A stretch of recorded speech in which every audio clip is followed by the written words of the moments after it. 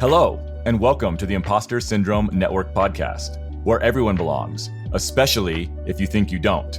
Welcome, imposters. My name is Chris Grundeman, and I'm here with my co-host, the unflappable Zoe Rose. Heyo. This is the Eve Griliches episode, and you are in for a treat. Eve is a senior product marketing manager at Cisco who has been focused on optical networking technology for, I believe, a couple decades at this point. And she's a great friend to have at any networking event. Hey, Eve, would you mind introducing yourself a bit further for the Imposter Syndrome Network? Sure. Thank you, guys. I'm looking forward to this today. I've been around the industry for a while. I kind of kicked off from Wellfleet to Bay Networks to Nortel Networks. And I actually did a little stint in being an analyst at IDC and ACG. And then I went back into the industry with BTI. And now I've been with Cisco for the last 8 years. But I pivoted out of business school into thinking machines a million years ago, which was one of the first supercomputer companies. And that was a really rare treat. And I have to say, that was one company where we really thought we were going to change the world, because what we were doing was basically taking research that was being done over months and months and, doing it in an afternoon for people. So it was a pretty exciting times. And I think we all are kind of looking to have jobs these days that will change the world, and they're fewer and far between. That's a little bit of the history. And before that, I actually worked in the restaurant industry. I know you have a degree in psychology, and I know your first jobs weren't necessarily in technology, but I don't know, it sounds like your first job was in the food service business, restaurant stuff. I don't know what that was. So maybe you can start by describing that first job and then telling us how you ended up in such an amazing career in technology from there. Well, like probably most of us, it was, handling the tap behind a bar, pouring beer on Friday nights. But from there, I spent about 10 years in the restaurant industry, moving into higher and higher positions and better restaurants. The last restaurant that I was in for about 3 years was Michaela's restaurant in Cambridge, Massachusetts, where the star celebrity chef was Todd English.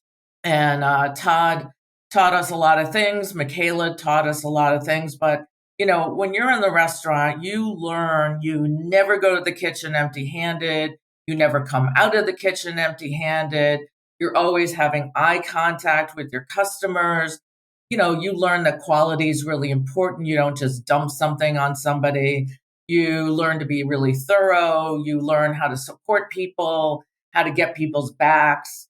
It's just it's a really great teamwork type of environment. And I found in my early tech work that a lot of people could have learned a little bit from the service industry, especially the way they treat some of the service people. But I migrated out because I was really interested. I was actually doing the wine list, and I was actually the wine sommelier there at Michaela's, and I learned a lot about Italian wine. And so I had suggested to Michaela that we open up a wine shop. And she said, well, why don't you give me a business report on it? And I didn't have a clue as to how to do that.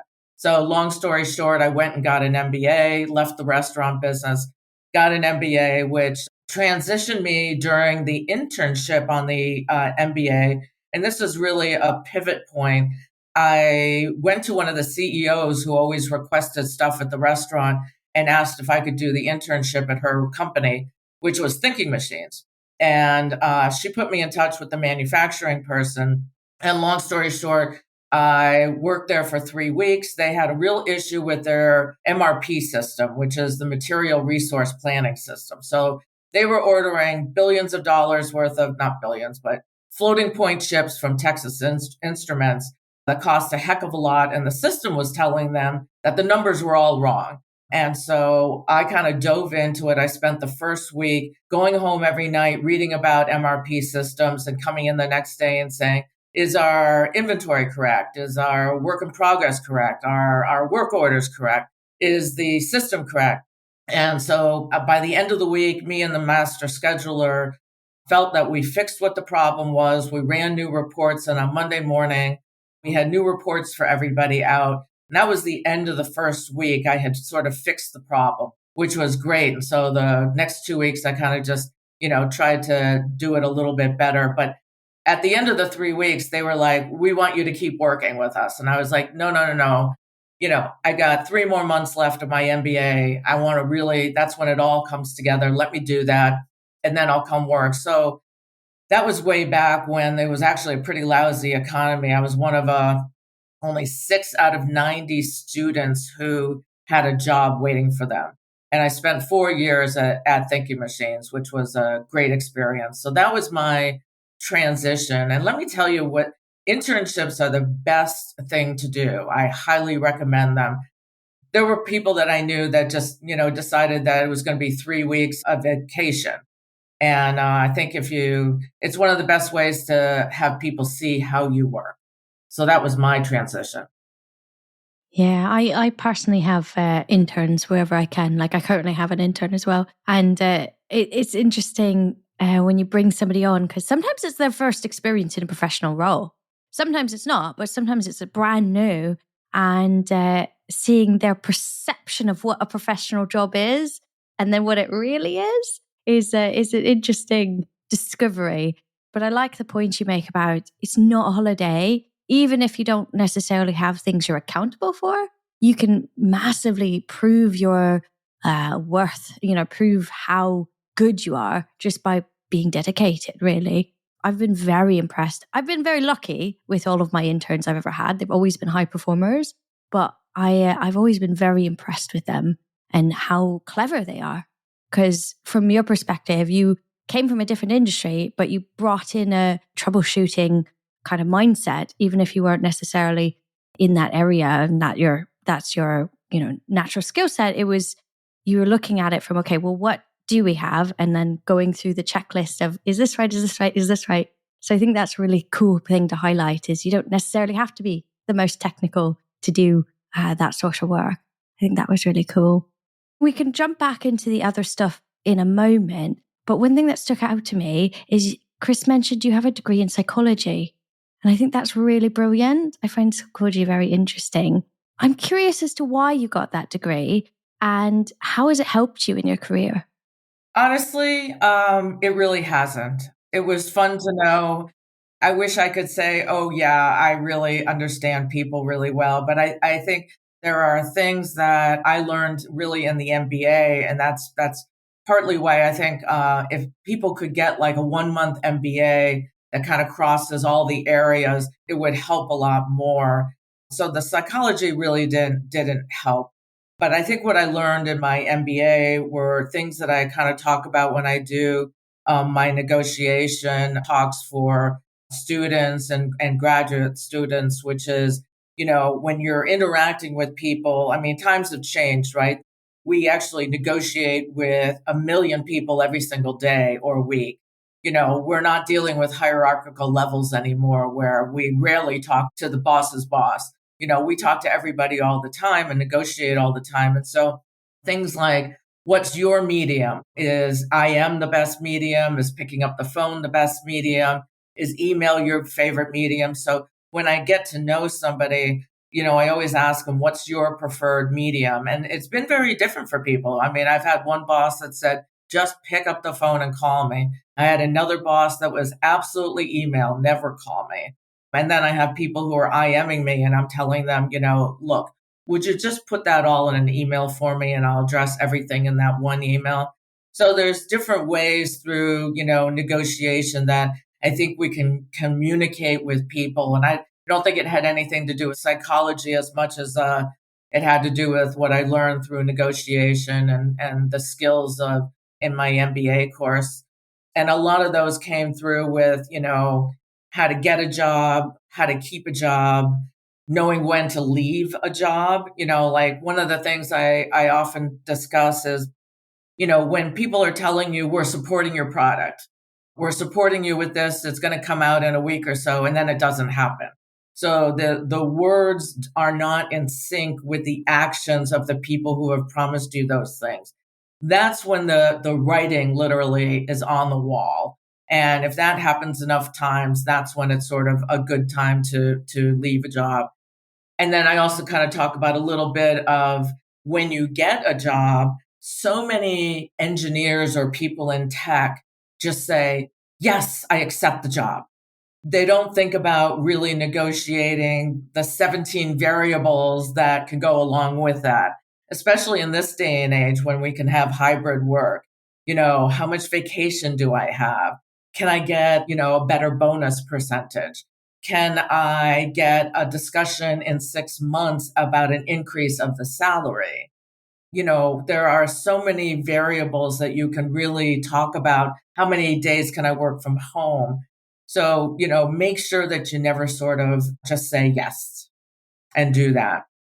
Yeah, that's a really important lesson, I think, Eve, because I definitely know in like my first couple jobs, like they offered me the job, I'm going to take it. And a lot of times companies present the offer is presented as like, here's your salary number. And then here's our standard booklet of everything that everyone gets, right? This is, what vacation time, benefits, whatever those things are, whatever, all those ancillary. And they have kind of pre-written that and hand it to you.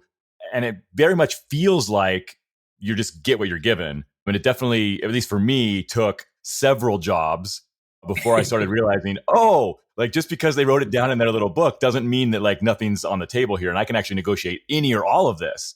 And so I think one, just the experience to know, I can ask for things.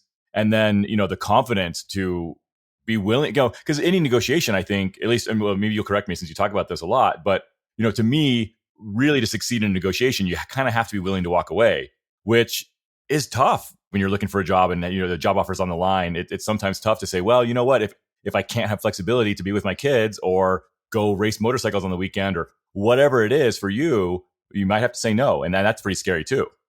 And I think the hardest part is separating the fact that it's a business transaction from an emotional transaction. Because you're emotional because you think you're worth all of this, but it's really just a business transaction. My very first negotiation, I cried. And guess what? I didn't get the raise. And that's not surprising. So you really have to put your emotions all the way on the other side of the room and look at everything that you're doing as a complete business, serious transaction and not allow any emotion into it at all. And I think for women, that's kind of hard to do. And we really have to honestly separate it and consciously be thinking about separating it all the time. Men are much better at it. Yeah, we had a guest on not too long ago who said very similar thing. He mentioned that these are business transactions and that even if you are an employee and you're just, going for a job, like this is a financial transaction. This is a business transaction. You really have to treat yourself as a company of one and look at it that way and look at negotiation and all those things that way. So that resonates for me a lot. Are there other areas? I mean, obviously, I think that's a really, really good tip, right? Kind of understanding that this is a business transaction and trying as well as you can to take the emotion out of it. Or do you have any tips for how to do that? Like, how do you diffuse? If you're feeling, flushed with emotion, is it just time or space? Or I mean, how do you handle that? Well, I think if you're flushed with emotion, you have to impose the 15-minute rule on yourself and take yourself out of it and have a talk with yourself. But I think there was a time when I moved from manufacturing, when I was at Bay Networks, I moved from manufacturing into product line management. And I realized that I was surrounded by a bunch of people who were paid much higher than I was. And so each time I did something that I felt was really important, I would kind of march into my boss's office and tell her that, hey, look, I just did this, I just did that. Those guys are still paid like $100,000 more than I am. They were. How are you gonna sort of make this up to me? And then one thing after another, and I kept going in and doing it again and again and again. And that's something that you really have to do. You have to stand up for yourself and not just kind of sit back and say, hey, I'm paid well. I'm not going to worry about this. I'm still really rubbish at negotiating. To not say that I'm an expert at all, but one thing that I try to do is pretending I'm negotiating or arguing for somebody I admire. Because if it's me, it's too personal. I don't necessarily always view my value as greatly as I should. And if it's somebody I admire, though, I can look at all of her achievements and say, oh, look, she did this and oh, she did that. And that's how I kind of switch my brain from the personal to business because I think it's a bit easier to argue for somebody else. That's a really good thing. That's a great point, Zoe. And let me ask you a question. Have you ever told people that you have been lucky in your jobs? You're lucky to have gotten the jobs that you've gotten. I want to say no because I know what your answer is going to be, but yeah, definitely. So this is one of the things that, and I used to say that all the time. I used to say, I've been really lucky because I've worked for some great companies and I've gone, I think into better and better positions over time with all of these great companies. I begin to start stopping people when they say I was lucky because you weren't lucky. You worked hard. You worked hard, you did a good job, and therefore you advanced, therefore you got paid more, therefore you went on to other companies and all of that type of stuff. So those are the things that kind of gets to the imposter syndrome of this. Let's not sit back and say, geez, was I lucky in life? The honest answer is no, you worked hard and you got pretty far because of it. Yeah, I like that a lot. Definitely is something I think I've often used I got lucky, maybe sometimes a false, but kind of a form of humility of trying to kind of, it's almost like a cowering a little bit of like, well, I got lucky. Because sometimes it is hard to like, stand up and beat your chest a little bit and say, no, like I actually killed it and I did this thing and it was amazing and I moved forward. That's hard to say a lot of the time. So I think, I got lucky is an easy way to kind of just diffuse it and move on. But I agree with you that minimizes you, right? A little bit. I totally agree with that. I mean, humility is really important, and going out there and just boasting about things is not the way to get credibility. But it's, when you're talking with your friends like, I just got really lucky. It's like, no, let's admit that it was hard work. Well, there's a line there, right? I mean, I think like most things that are important, there's a balance, there's a spectrum. You can definitely lean too far one way or the other. And what I've found is a lot of times when I have very low confidence is actually when I do the most kind of outlandish, like egotistical things. And like, that's when I'm actually like boasting, right? It's actually when I feel really small. I mean, it's actually a lot easier to be humble when you feel really big. I've found. I don't know if that's something that's been true for you as well. Yeah. I think, I've been asked, I had some modeling things that I had to do at thinking machines this is kind of interesting. What if we became $5 million company? How much hardware would we have to buy? What if we were a $30 million company? I did a bunch of modeling and I didn't think I could really do, but you know what? I kind of ended up doing that. And I was pretty proud of myself for doing that. But at first I thought, I don't know how to do any of this. I mean, I was just like spent hours thinking, I can't do this. I can't do this. And then I eventually did it. And I kind of was like, whoa, I did it. And then that modeling went from, can you tell us if we took every bit of 128 meg memory off of all the cards that are out there and sold it on the market price today, what that would bring us cash wise? That's when I knew that things were not going well. but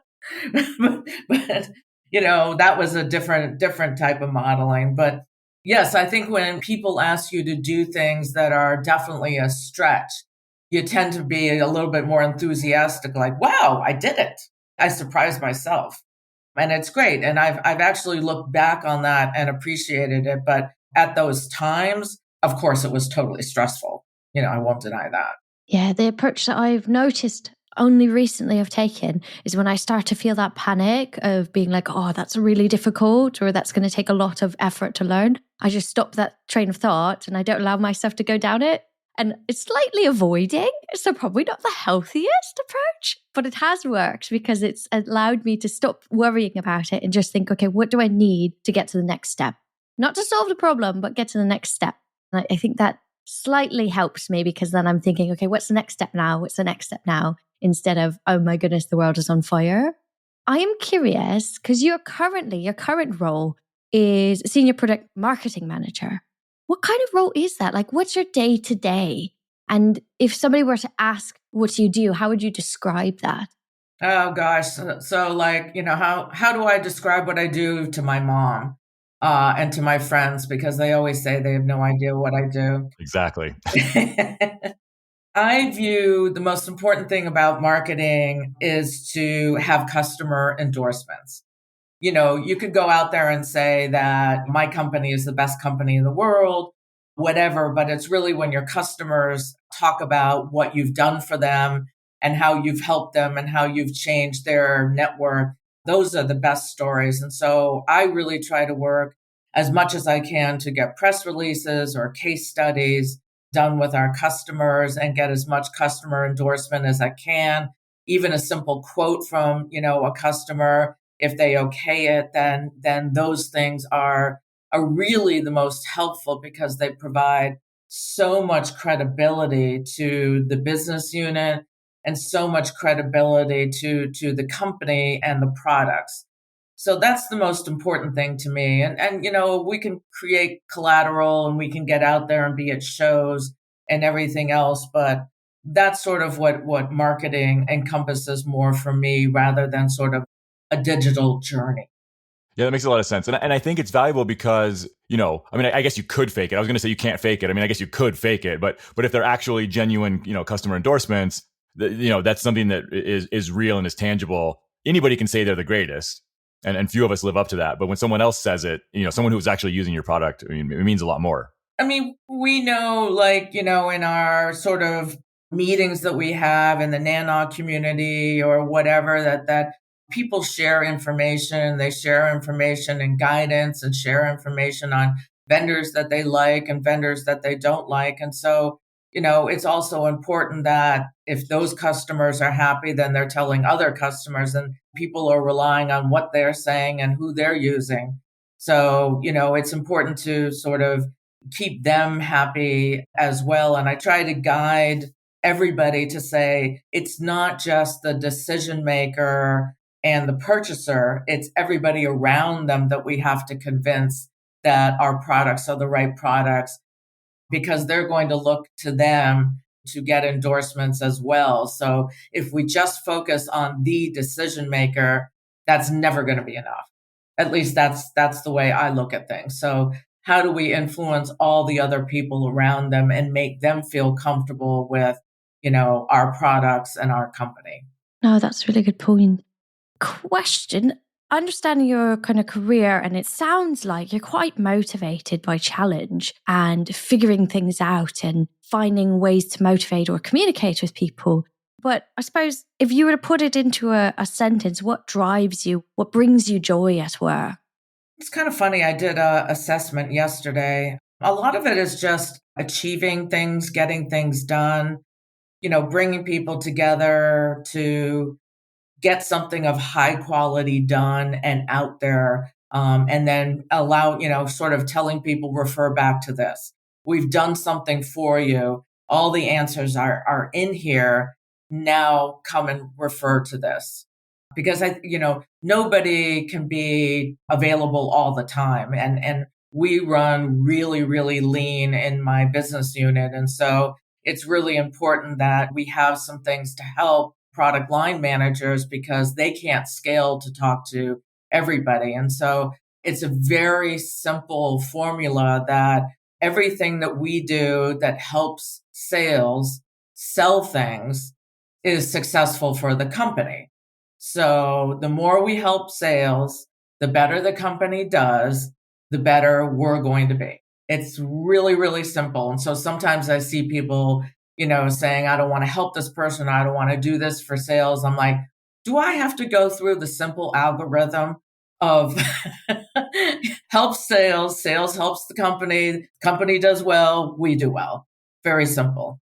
Yeah, it's the simple maths of we're all in the same company. We should theoretically have the same end goal, and therefore working together is beneficial. Even when sometimes I admit some answers or some questions are a bit tedious, it's worth it in the end. And then another bit I was looking at is if you could either start over or give advice to a brand new person, what would it be? Oh, that's a great question. I would say do as many internships as possible. Try to do a short MBA of some kind. Focus, I think a few years ago it was focus on computer engineering or software engineering. Now I think it's focus on security. focus on security, A to Z, anywhere in security, because I think that's just a wide area. I guess that's the advice I would give. And I think also it probably helps to find and emulate some folks that you really think well of and try to follow their path in companies or follow the path that they have done, especially if you're really young and really new. How do they work with people? Sort of emulate what they do, or find the person that you think is the greatest at what they do and try to emulate, how they're going about that. Take their best qualities and leave any bad qualities, and kind of continue to do that through your career. Take some of the best qualities that you see in some people and try to dismiss some of the other qualities.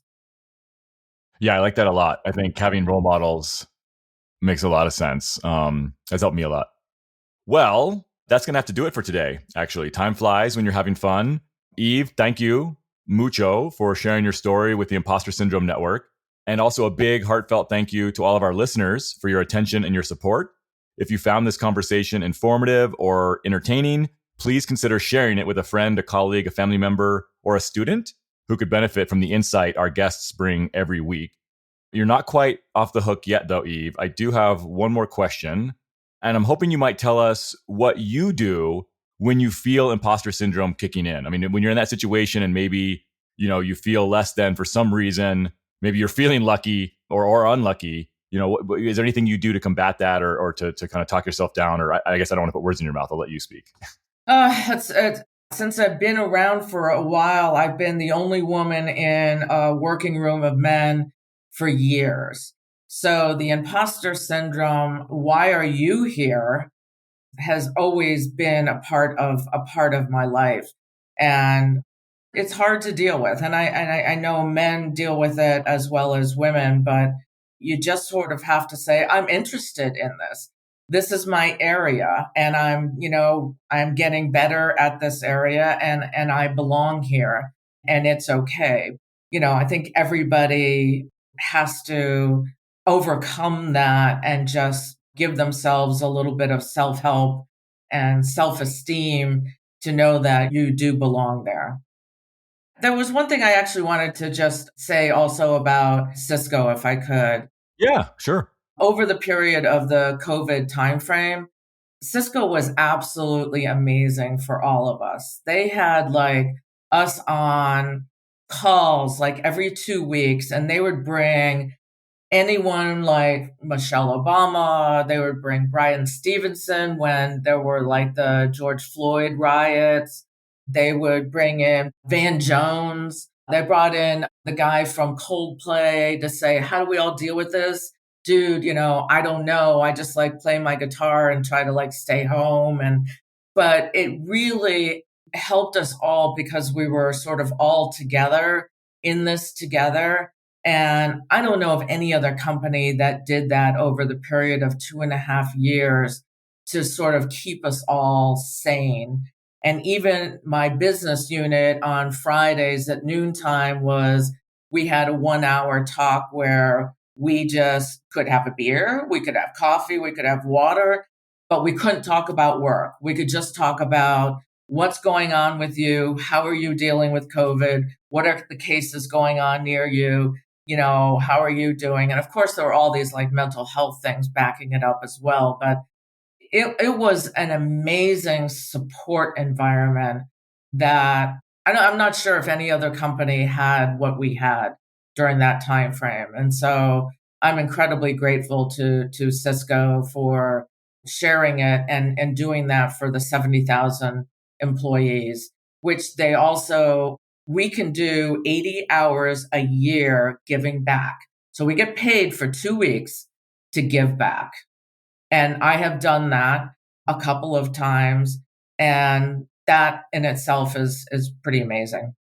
Yeah, that's fantastic. I mean, that's a great example of using company culture to really, benefit not just your employees, but kind of, their families and the communities they're in. So that's awesome. That's great to hear. I think there were some other companies that did a good job. I think there's also a lot of companies that did nothing or made it worse. But no, that's awesome to hear that Cisco did such a great job with that. Well, I think that's it, and we'll be back next week.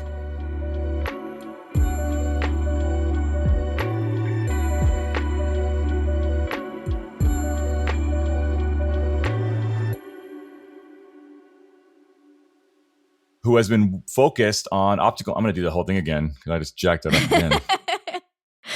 But you got the pronunciation right. It's to grill a kiss. Like you're grilling a kiss. I love that. That is a brilliant surname. I love it. I love that. That's a perfect way to explain it too.